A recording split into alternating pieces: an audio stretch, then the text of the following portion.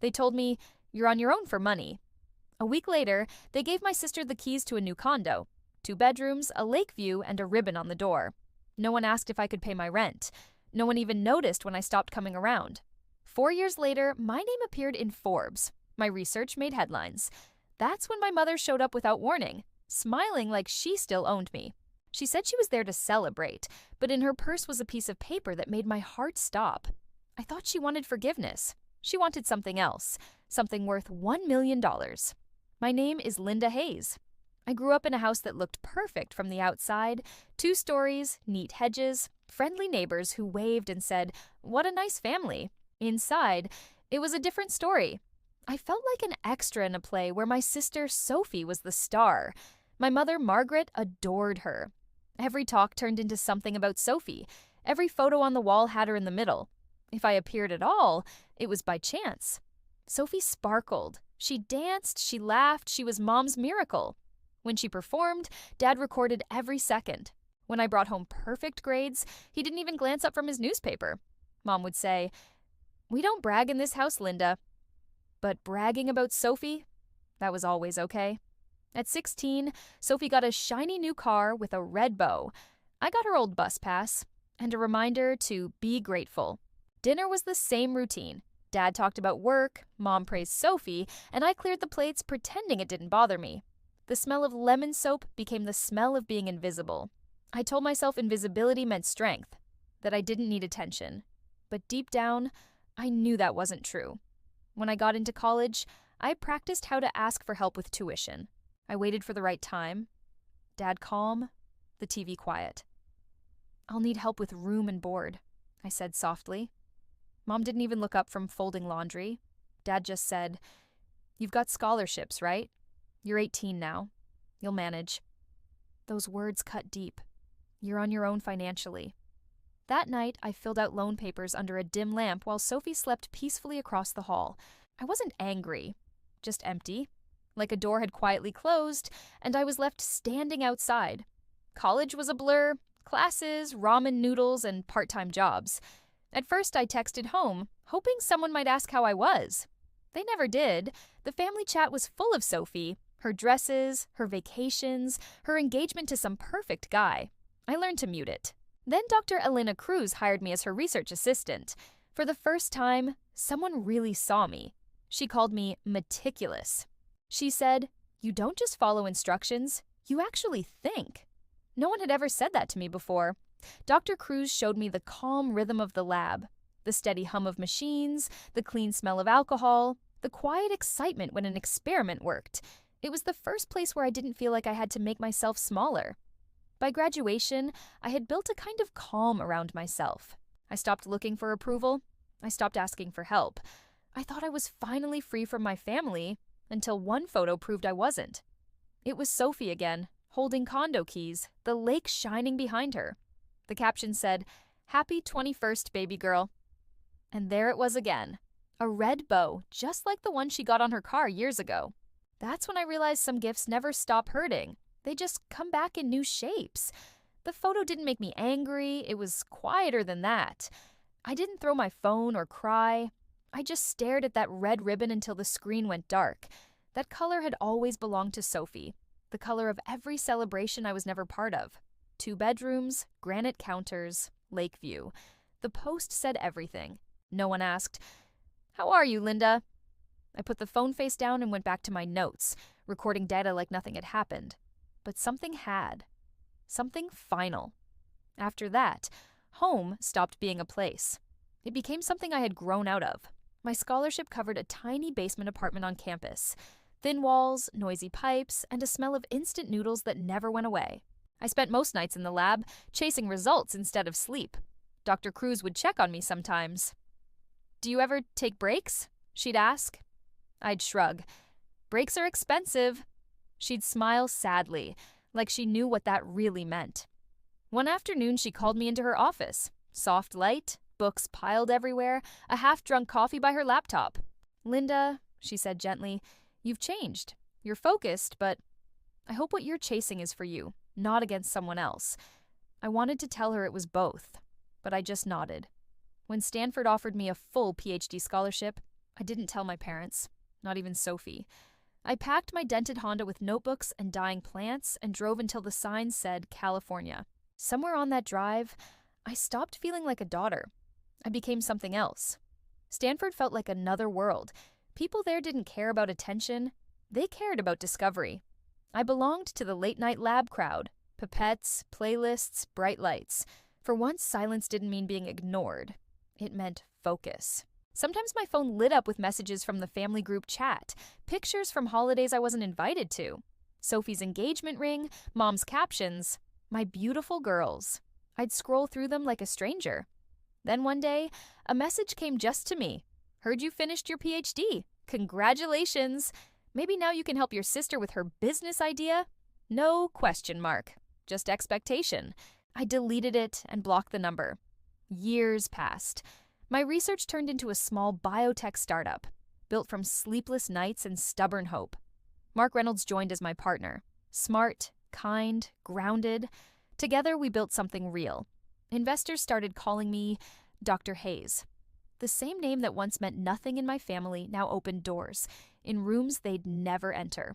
Success came slowly at first, then all at once. Funding, headlines, offers, and then the noise returned. A friend texted, "Your mom just posted about you." I opened Facebook for the first time in years. There she was, Margaret Hayes, smiling next to Sophie.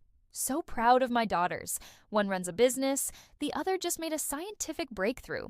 A mother's sacrifices are finally worth it. That word, sacrifices, felt heavy in my chest. I stared at the post until it blurred. It wasn't just false, it was a rewrite of history. She had erased years of silence and replaced them with love that never existed. For a second, I wanted to comment, to remind her I hadn't spoken to her in nearly 10 years. But then I realized she didn't post it for me. She posted it for herself. So I stayed silent, and that silence drove her mad. A few weeks later, my assistant buzzed the intercom. "Linda, there's a woman here asking for you. She says she's family." I froze. Family. A word I thought I'd buried years ago. "Send her in," I said, trying to sound calm, though my heart was racing. Before I even saw her, I smelled her perfume, sweet vanilla and something fake underneath. She looked just the same. Perfect hair, pearls, and that quiet arrogance that filled any room before she even spoke. "Linda," she said, opening her arms like this was a warm reunion, not an ambush. I stood slowly. "Mom." She looked around my office. The glass walls, the framed patents, the quiet hum of success. "So this is where all the genius happens," she said. "You didn't even tell us." Imagine my surprise reading about my own daughter in Forbes. I forced a smile. "You could have called." "Oh, I did," she said, too lightly. "You changed your number. I figured you were just busy, so I thought I'd visit. Family should celebrate together, right?" Her voice was sweet, but her eyes were scanning my desk, searching for something. I gestured toward the chair. "Sit down." She opened her purse slowly, carefully, and pulled out a folded paper. "Actually," she began, "I've been thinking a lot about everything I've done for you. All the sacrifices, the years of raising you girls. It hasn't been easy." A cold chill ran down my spine. "What are you talking about?" She slid the paper across my desk and smiled. "This," she said. I looked down. Typed lines, an itemized list, private school tuition, meals, emotional labor. At the bottom, $1,000. It wasn't a joke. I looked up. "You're asking me to pay you $1 million for being my mother?" Her smile didn't fade, but her eyes turned hard. "For everything I gave up, for all the things you could never repay." My throat tightened. Family doesn't work like that. "Family," she snapped, her voice suddenly sharp, "doesn't abandon the woman who gave them everything." I took a breath. "You chose to have me, Mom. Children don't owe their parents for being born." For the first time, she hesitated. Then she leaned forward. "Can't pay, or won't. I could have had a career, a husband who stayed. But instead, I gave it all to you." Her words echoed, but I didn't flinch. I'd spent years trying not to make her angry. That ended here. "I'll help with your basic expenses," I said quietly.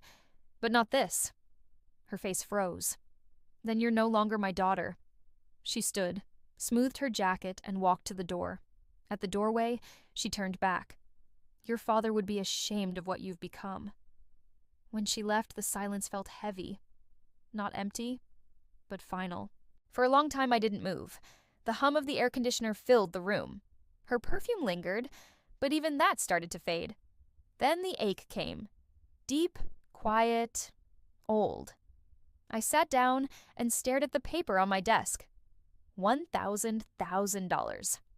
An invoice for motherhood. When I finally cried, it wasn't loud. The tears came slowly, like something that had been trapped for decades was finally escaping. By morning, I was done. I went to the lab early, before sunrise, before anyone could see how broken I looked. The machines hummed softly. They were steady, loyal, unlike people. I started a new experiment, wrote notes, forced order back into my world. That's how I healed. With precision, with logic, with work. An hour later, Dr. Cruz walked in holding a cup of coffee. She looked at me, then at my face. "She came, didn't she?" I didn't ask how she knew. She always knew. "She wants money," I said. 1 million. Dr. Cruz didn't even blink. "And what do you want?" I thought for a long moment. "Peace," I said, "but I don't think it's refundable." That night, I sat on the bathroom floor of my office, still wearing the champagne-colored dress from the party. My hands were shaking. In the mirror, I saw someone calm, distant, a stranger. The woman who built a company that saved lives was breaking quietly in the corner of her own success. I remembered every Sunday dinner when my mother said, "We do everything for you girls." Every silent car ride when I wanted to believe her. Every time I told myself her cruelty was just stress. Now I finally saw the truth. It wasn't sacrifice, it was control. She gave so she could own. I texted Mark, "Don't come by tonight. I need to think." 2 days later, I met with my lawyer. I told my lawyer to create a trust for my mother. Enough to cover her basic needs. Nothing more. "Strict conditions," I said. "She can't touch the main amount. Only a monthly payment." He raised an eyebrow. "You're protecting her from herself." I shook my head. "No, I'm protecting myself from her." The calls began the next week. At first she was angry. "You'll regret this, Linda. You can't erase me." Then she turned sweet. "I forgive you, sweetheart. Just send the money and we can be a family again." And finally, threats. "Maybe the media should know how ungrateful you are." I stopped answering. Mark sat beside me one night, watching my phone light up again and again. "You don't have to read them," he said. "I'm not," I replied. "I just need to see how far she'll go." After a while, the messages slowed, then stopped. No calls, no emails, just quiet. That quiet felt earned. A month later, Dr. Cruz called me into her office. "You've been working like someone's chasing you," she said softly. "Is it over?" "Almost," I said. She handed me an envelope. "Take a weekend off. Go somewhere peaceful." Inside was a ticket to a coastal retreat, a place with waves instead of machines. That night, I stood by my office window, the city lights shining like distant stars. I thought about my mother, how she confused fear with love and guilt with loyalty. And I thought about myself, finally free, finally breathing a life that was truly mine. 3 months later came the company's acquisition ceremony. We'd been valued at $80 million. Cameras, investors, champagne, the usual show. I smiled for photos, said the right things, looked like success. But underneath the perfection was a quiet scar, the place where I'd finally cut the last thread of her control. After the speeches, I stepped outside for air. The night was crisp. The Pacific wind felt clean, almost like forgiveness. Mark joined me, handing me a glass of water. "You okay?" he asked. "I am," I said, and for the first time, I meant it. But peace never stays still for long. 8 years passed. The company grew, we built, we healed, we lived. Then one autumn morning, while driving through Seattle for a conference, I saw her. She was sitting on a curb outside a coffee shop, hair gray, eyes dim, holding a paper cup. For a moment, I forgot how to breathe. I parked, bought 2 coffees, and sat beside her. She didn't recognize me right away, Then she whispered, "Linda," like she wasn't sure if it was real. We talked for an hour. Broken pieces, half-truths, things too fragile to name. She said she was sick. Pride had taken what life hadn't. When I left, I arranged help through the trust. Not as a daughter repaying debt, but as a person choosing kindness over cruelty. I didn't forgive her that day, but I stopped letting her story write mine. As I drove away, the city looked softer, like it was finally letting me go. I didn't tell anyone about that meeting. Not Mark, not Dr. Cruz. It didn't feel like a secret. It felt like closure. A week later, the social worker called. "She's accepted the help," they said, "but she refused to list you as her emergency contact." I almost laughed. Even at the end, she wanted the last word. I didn't fight it. I was just glad she was safe, had food, a place to stay. That was enough. Some nights, I sat on my balcony looking at the city lights and thinking how peace isn't loud. It doesn't roar like revenge or crash like heartbreak. It hums, soft and steady, like the machines in the lab that once held me together. Dr. Cruz retired that winter. At her farewell dinner, she held my hands and said, "You've built everything you once wished someone would build for you. Don't forget to rest inside it." I promised I would. Mark and I grew the company carefully. We created scholarships for girls in science, young women who reminded me of myself before the silence. Every time I saw one of them light up over a discovery, something in me healed a little more. Then, one morning, a letter arrived. No return address, just my name in shaky handwriting. Inside was one line. "Thank you for the coffee." No apology, no signature, and yet it was enough. That evening, I drove to the lake near our old neighborhood. The water was calm, holding its breath before dawn. I whispered a goodbye no one heard and let it sink into the ripples. Freedom didn't look like victory. It looked like calm. For the first time, I understood. Love doesn't always heal you. Sometimes it shows you who you must become without it. People think closure is a conversation, hugs, tears, perfect endings. It's not. It is the moment you stop waiting for the apology that will never come, and you live anyway. I don't hate my mother. I don't love her either. I just wish her peace. Far away from mine. If you've ever had to build yourself from the silence your family left behind, remember this. You don't owe anyone for surviving. You don't owe forgiveness to stay free. Share your story in the comments. Someone out there needs to hear it. And if this story found you, stay.